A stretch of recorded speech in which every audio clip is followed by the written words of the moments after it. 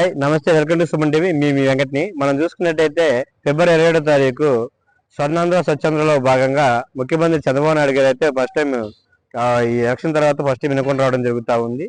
So ఇక్కడ దాని తగ్గట్టు ఏర్పాట్లన్నీ కూడా చాలా చక్కగా కూడా అన్ని డిపార్ట్మెంట్ జిల్లా వ్యాప్తంగా ఉన్నటువంటి అన్ని డిపార్ట్మెంట్లు కోఆర్డినేట్ చేసేసుకొని చాలా చక్కగా చేయడం జరుగుతూ ఉంది. సో దాంట్లో భాగంగా ఏంటంటే స్టేజ్ కానీ ఇన్ని కానీ ప్రతి కూడా చాలా బాగా నీట్గా చేయడం లేదు. గత 3 రోజుల నుంచి కూడా ఎంతో కష్టపడి కూడా ఇక్కడ డయాస్లు అయితేనేమి అన్ని కూడా ఏర్పాట్లు చేయబడుతుంది. స్టాల్స్ అయితేనేమి, అలాగే స్వర్ణాంధ్ర స్వచ్ఛంద్రలో భాగంగా చంద్రబాబు నాయుడు గారు మొదట గవర్నమెంట్ హాస్పిటల్ అధునాతంగా కొన్ని బిల్డింగ్ నిర్మించారు. అవన్నీ కూడా చూసి వాటి పరిశీలించి ఆ తర్వాత ఇక్కడ డయాస్కి వచ్చేసి పల్నాడు జిల్లా ప్రజలను ఉద్దేశించి కూడా ఇక్కడ ప్రసంగిస్తారు.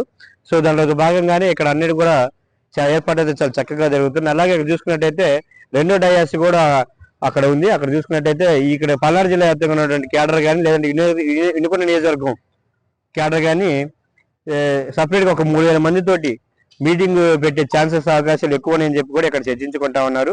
సో దాంట్లో భాగంగా ఉదయం 10:30కి జూనియర్ కాలేజ్ ఎలిప్యాడ్ ద్వారా ఇక్కడ ఎన్ఎస్పి గ్రౌండ్ ఏర్పాటు చేసినటువంటి సభాస్థలికి చేరుకొని ఇక్కడి నుంచి ప్రజలను ఉద్దేశించి ప్రసంగించి ఉదయం 10:30 నుంచి సాయంత్రం 5 గంటల దాకా ఈ కార్యక్రమం అయితే ఉండొచ్చు అని చెప్పి కూడా అధికార వర్గాలు తెలియజేస్తా ఉన్నాయి. సో దాని దగ్గర చక్కగా ఏర్పాట్లు అయితే అన్ని కూడా చాలా వేగంగా జరిగిపోతా ఉన్నాయి. ముఖ్యంగా చెప్పుకున్నట్టే ఆఫ్టర్ ఎలక్షన్ తర్వాత ముఖ్యమంత్రి చంద్రబాబు రాక అనేది ఫస్ట్ టైం మనం చెప్పుకోవచ్చు వినుకొండ నియోజకవర్గానికి.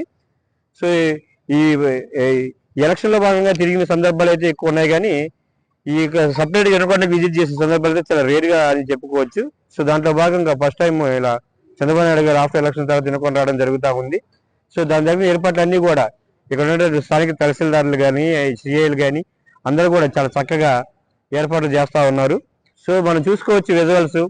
గత 3 రోజుల నుంచి కూడా అందరూ కోఆర్డినేట్ చేసుకుంటే అన్ని రంగాలు, పోలీస్ డిపార్ట్మెంట్ అయితేనేవి, రెవెన్యూ డిపార్ట్మెంట్ అయితేనేవి, మున్సిపాలిటీ అయితేనే అన్ని కూడా చాలా చక్కగా సమన్వయం చేసుకుంటా ఇక్కడ లేని ఎక్విప్మెంట్స్ కూడా జిల్లా వ్యాప్తంగా తీసుకొని అక్కడి నుంచి కూడా చాలా ఎక్విప్మెంట్స్ అయితేనేమి కొన్ని ఈ క్లీనింగ్ సంబంధించినటువంటి వెహికల్స్ అయితేనేవి, మిషనరీస్ అన్ని కూడా తీసుకోవడం జరిగింది. సో అవన్నీ కూడా ఇక్కడ మనం చూడొచ్చేసి చాలా చక్కగా అన్ని ఏర్పాట్లు కూడా చాలా సరవేగంగా జరుగుతూ ఉన్నాయి. మనం చూసుకున్నట్టు సభస్థలు కూడా చాలా భారీ స్థాయిలో ఏర్పాటు చేశారు ఆర్కే ఈవెంట్స్ వాళ్ళు. సో ఇది కూడా సభస్థలు వచ్చేసి మొత్తం మీద కూడా ఒక 10 నుంచి 12,000 మంది ఇక్కడ కూర్చునే సామర్థ్యం ఉందని చెప్పేసి కూడా ఇక్కడ మనకు తెలుస్తా ఉంది. అత్యంత భారీ సిట్టింగ్స్ తోటి బాహుబలి రేంజ్ లో అయితే ఏర్పాటు చేయడం జరిగింది. ఇక్కడ చాలా పకడ్బందీగా ఎటువంటి గాలి వచ్చినా, వాన వచ్చినా, ఏదొచ్చినా సరే, ఏదైతే సీజన్ కాకపోయినా సరే ఏదొచ్చినా తట్టుకునేలాగా కూడా చాలా చక్కగా భారీ ఏర్పాట్లు చేయడం జరిగే ఉంది. జీవి గారి ఆంజనేయులు గారి నేతృత్వంలో చాలా పెద్దది, ఒక 12,000 నుంచి 20,000 మంది రాక, బట్ కూర్చోడానికి అయితే సభాస్థలు ఒక 10,000 మంది దాకా ఈజీగా కూర్చునేలాగా ఏర్పాటు చేయడం జరిగింది.